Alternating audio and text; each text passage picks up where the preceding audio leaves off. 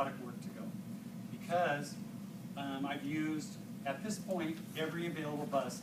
If I didn't have it, I need to have at least one spare. So I have a couple of spares for us to have. We're using every single driver, and I think if any of the families have noticed some major improvements over the last 2 weeks, it's because we found the CHP who wasn't helping us. We had a bunch of trainees that were ready to go before the beginning of school, but the CHP didn't have anybody to test our drivers, and it wasn't until about 2 weeks ago when they finally could get around to testing. Everybody passed with flying colors, and they're all on the road driving full-time routes immediately. So that really, really helped. And then by that, we're now finding some other areas to work on. So I'm really encouraged by that. But even if I had more drivers right now, as far as filling routes, I don't have the equipment. So we are working on plans. But I'll just say, as far as talking about the drivers, let's focus on the drivers. The district, of course, is still evolving, and so we need to really focus on that. We do some regular education busing for overflow, for No Child Left Behind, and for our sports trips, mostly airport judgments. So we have to have a fleet for that. But otherwise, we want to concentrate on making very best and most highly trained special programs drivers in the state of California. And I'm confident that what we're setting ourselves in our goals for, we're going to meet that. We are having 4 different times during the year we will have in-service for all of our drivers. We're also working and interacting with principals at certain schools because of certain programs that they'll offer specific training for all of those drivers so that we can be very confident in handling the special requirements of the students that are at that program at that school. So we also have just started another training program, another group of drivers to start on Monday. That's 6 drivers. And then within another week, you're going to see some obnoxious, really bright yellow signs all over the district. We're going to be trying to recruit another class so that we can start, get them vetted, go through the exhaustive, all the things they have to do before we can even start training, fingerprinting and all that, all the other medical tests. And a lot of training that goes on before we get them on the road. So we really hope to have another 12 to 15 drivers on before the first of the year. And we're not going to stop. We're going to just keep going because probably part of our problem right now, while it's getting comfortable and we're able to add that many drivers, we still have 7 or 8 drivers off every day. It's over 10% of our drivers are off. And if a driver calls in at the last minute, we still are having problems. And so we have some of our key schools, we just can't have that happening. So I may be moving some personnel around a little more reliable at some of those flagship programs because we have so many kids within those schools. It affects everybody else down the line if they're late. So we're working on that. So that's the drivers, and like I said, we're looking good. It's going to be the equipment. So some of the things we're talking about right now, and I just want to be careful that they're not on the board docket. Some of them are on there, but we want to make sure that the board members have all had a chance to look at what we're proposing and have vetted it and given us any information back on what we're going to be able to do. But some of the things would be we've put together a plan to purchase or lease, however we can, another 18 buses over the next 4 years. We need to do that just to stay even. So anything else above that to increase our fleet, we'll be looking at that also. We want to make sure that the board's had a chance to look at that first. We're also putting on for the agenda, hopefully also, we've got everything through the RFP process. That's the same as if you want to request for quote, but in school terms, RFP.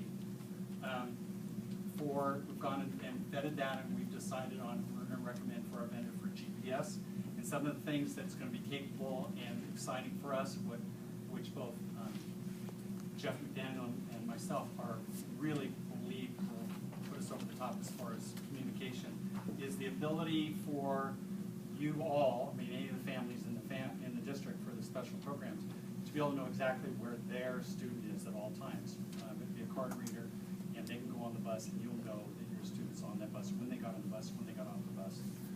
So we want to push forward for that. So that's what that is. That also would provide the ability to give advance notice because it's intelligent enough to know when we plan, when the bus route is supposed to be there. If it's a little bit late, it can be set up to email you, text you, or phone you for some reason broken down. It's much better communication. It's automatic. It doesn't require humans to try to make all those calls. So that's really exciting. So we're looking at that, and we're definitely going to be proposing it, but like again, we want to make sure that that's clearly been vetted before it goes fully public. Vacancy, everybody knows, of course, Suzanne's, the replacement for her position closes this Friday, and so we're going to be working with HR to try to fill that and decide which candidate to propose for hiring as soon as possible and get that training going. Once we've done that, we're going to have to also then concentrate on inside our department, bringing in our software company that provides our routing software to make sure that everybody in our department is up to speed on routing and help increase their capabilities there, especially the new hiring. We have out on the street right now another RFP for contracted services. You know, we heard everybody. A lot of the input was how come we can't bring in contracted services. We already do a lot of contract services, but we want to make sure that it's well vetted through all of the different vendors throughout the region. And so that's out on the street right now. In another 2 weeks, that will close. Week and a half, that'll close. So we're excited about that and be able to move forward with that contract. So lots of equipment, lots of improvements to get us where we want to go. I did a little bit of study a couple weekends ago because I was really concerned with the number of buses that we were using to transport students from Bay Point, because at this point in the way the district has evolved, there aren't very many programs being offered up in Bay Point. So I'll just say right now that we are transporting about 188 students out of Bay Point to 43 different sites. When I say that, sometimes we say programs or sites, and there's in some cases, many sites have programs within the site, different bell times, and so we're having to bring in multiple buses at different times for those sites, so it's multiplying. Some of these really make sense where they are, I mean, for what we're doing, and so we're going to be looking at some of those, but what that's allowed me to do is to look at, all right, now this maybe can help us if we can focus on those areas where there's only one or two, something else we can do to help maximize the number of buses, because we're using about 60% of our fleet. Well, we were 2 weeks ago, we've already made some changes, but about 60% of the fleet to transport those kids from Bay Point, which only in essence left us with 40% to do the rest of the district. So you can see where we have a problem. So we're using 3 other different contractors right now, and so hopefully after this RFP is out, we can try to still leverage that and help us. Just real quickly, as of right now, we're transporting 958 students as of today. So that hasn't really changed a lot, but it's where they're going and the programs and the time of day and things like that. We probably as a district, as I am looking at analysis, looked at some bell time changes that were incorporated this year, and maybe those weren't the best things we could have done.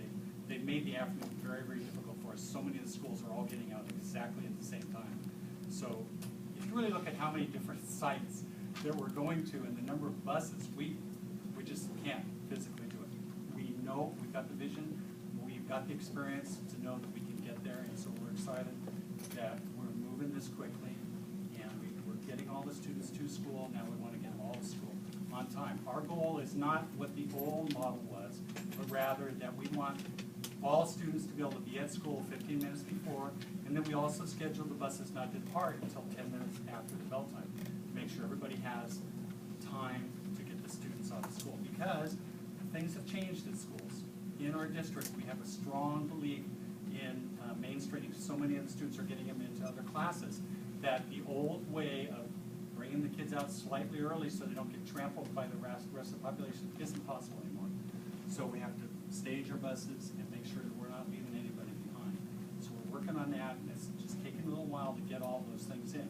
So people got, when we sent out the first automated mailer and information from the routing system, a lot of those times hadn't been corrected for how much time it takes to put a student on the bus, how much time it takes to leave a school. Some schools, the drivers are telling me